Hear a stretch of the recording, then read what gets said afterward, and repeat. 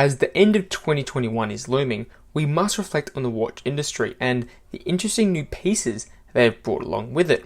There have been many shocking and popular releases this year, which have stirred the watch world into an absolute frenzy. From affordable pieces to the epitome of high horology manufacturing, this list will show, in my opinion, the best watches released in 2021 within 5 different categories of price range. But before we see these #1 watches of the year, if you're interested in looking or buying any luxury watches, check out yourwatch.com, which is today's sponsor.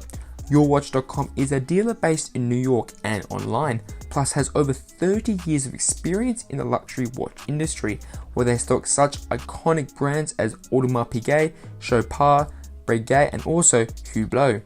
Yourwatch.com also searches around the market to ensure that they have the best price available on all of their pieces for sale.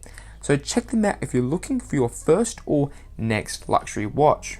Now, let's get started with the first category, which relates to affordable watches and is priced at under and around the $1,000 mark. Whilst the main releases of this year have been boasted by the luxury watchmakers, there have been some mainstream brands which have really elevated their game. Seiko has proved once again to be a boss in this category, making a great range of models such as the Seiko Speed Timer and the new Alpinist, which both boast some really good specifications for the price. Casio has remained strong as well, with a plethora of very cheap watches around the $200 mark that have continued to impress the watch community, such as the infamous G-Shock GA2100, or otherwise known as the Casio. Citizen have also had some great models this year, with the new vintage-inspired bullhead chronograph being a perfect watch for the smaller wrists out there. However, I think everyone in the community can agree that the king of the affordable market this year has been Tissot, with their powermatic 80 models taking the lead. The Tissot Gentleman is an awesome piece for the $1,000 mark and shows some solid specifications, but my budget watch of the year has to be the Tissot PRX. This is because for the same $1,000 mark as the Gentleman, you are getting a very desirable integrated bracelet silhouette with impressive finishing and a watch that is the perfect alternative to the ever-rising, stupendously expensive Gerald Genta watches out there. The PRX shows that for a budget price, you can get some serious street cred on your wrist within the watch community. Our next category relates to the more less expensive entry-level luxury pieces, which are priced under and around at the $5,000 mark. This range has a smorgasbord of incredible value for money pieces from a variety of luxury watchmakers. Longines has been killing it as usual with their new Spirit range, but the standout piece for them has to be the new blue and brown dial variations on their legendary Legend Diver range, which transforms an already classy piece into an absolute stunner for the $2,000 to $3,000 mark. Yet there have been more impressive releases from brands like Oris with their revamped Aquis range, which is stocked with the new Caliber 400 movement, which has a beefy 5 days of power reserve. With saying that, for almost $5,000, it isn't the greatest value for money. Cartier are also present with a nice take on their classic tank range by introducing a variety of simpler color variations and a new solar based movement. The winner of this category, however, has come down to the wire. The iconic dive watch brand Doxa have really impressed with their new sub 300 carbon range, which looks like an absolute badass watch with a variety of colors and solid specifications.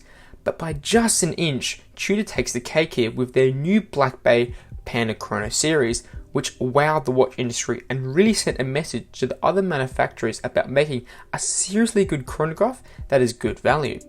It was close, but after considering many options, the Tudor Black Bay Panda Chrono is the best watch for the entry-level luxury market. The third category relates to the staple of the watch community, which is the luxury range, and are priced around and under the $10,000 mark. Omega have been really strong this year with a range of new Seamasters in bronze, a brand new Speedmaster Moonwatch, and this stunning vintage-inspired chronoscope, which is my favourite from Omega this year. Another standout piece has been the Breitling Premier B09 chronograph, which is a seriously sexy watch for around the $10,000 mark and boasts some really good specs as well.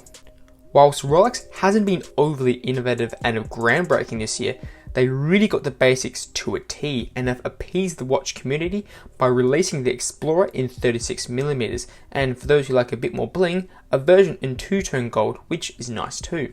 However, I believe the Zenith Chronomaster Sport takes the crown as the best luxury watch of the year due to its crazy good movement specifications and its unique take on a high-beat chronograph function. Whilst being unique in some sense, it did cause mass controversy due to its similarity to the Rolex Daytona. Yet I believe it still has its own individual charm and is deserving of the top spot this year. The next category relates to the higher echelon of watchmaking within the ultra luxury level and will comprise of pieces under and around the $50,000 mark. This range has been dominated by the less popular Swiss and independent watchmakers rather than the hyped up manufacturers like AP, Rolex and Patek.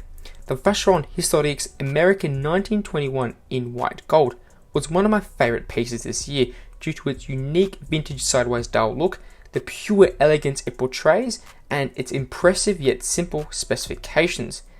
Another underappreciated model was the Piaget Polo Skeleton, which is an awesome alternative to the other luxury gentle style watches out there and boasts the ultra thin caliber 9P, which is showcased in this unique skeleton dial configuration. Speaking of other ultra thin pieces, the Bulgari Octo Finissimo Perpetual Calendar in titanium is an absolute killer piece, which claims the title as one of the thinnest ever perpetual calendar watches at only 2.75mm, which is stupid crazy. This has already been prized before as the watch of the year at the GPHG award ceremony in November. Yet my personal favourite goes to one of the most standout watchmakers of this year. I am talking about the H. Moser Pioneer Tourbillon and especially the Blue Lagoon model, which is just a super sexy watch. Limited to only 50 pieces, this ultra-fine tourbillon is extravagant yet sleek and boasts some serious movement specifications as well. Therefore, the H. Moser Pioneer Tourbillon was the best ultra-luxury timepiece this year in my books.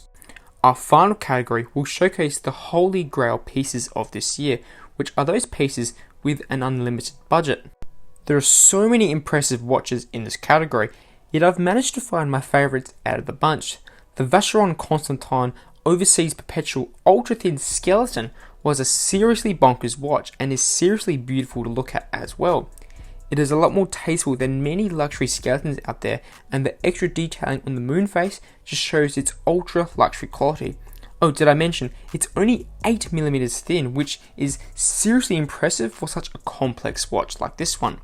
Another ultra thin skeleton is the infamous Piaget Altiplano Ultimate Concept, which is hands down one of the most impressive feats in watchmaking of all time, as to get all those complex mechanical components for the movement to be only 2mm thin is just mind-boggling. Also, the green color scheme on this piece really works nicely on this edition and doesn't take away too much from the main show on the dial, which is that movement. Our final piece that hasn't been mentioned is a multi-million-dollar stunner and is not a ridiculously overpriced $5 million Patek Philippe Nautilus 5711 in Tiffany blue.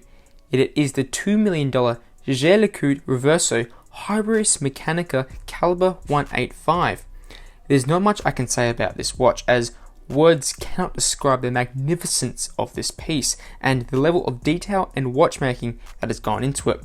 It's surprising that people actually are allowed to own this watch, as the 10 that were sold should all be in museums, as it's just too precious for us cretins to wear. With the 4 super detailed dials and its 11 complications, the JLC Hybris Mechanica Reverso is without a doubt the holy grail watch of the year and quite possibly the most impressive watch of all time. Click the videos on the screen right now to see more videos about watch releases from this year, and make sure you subscribe to this channel to stay updated about all the new watch releases in the coming year. Make sure you like this video and also check out yourwatch.com if you're interested in buying any luxury watches. Also, comment down below on what your favourite watches of this year have been. Thanks for watching, and hopefully I will see you in another video.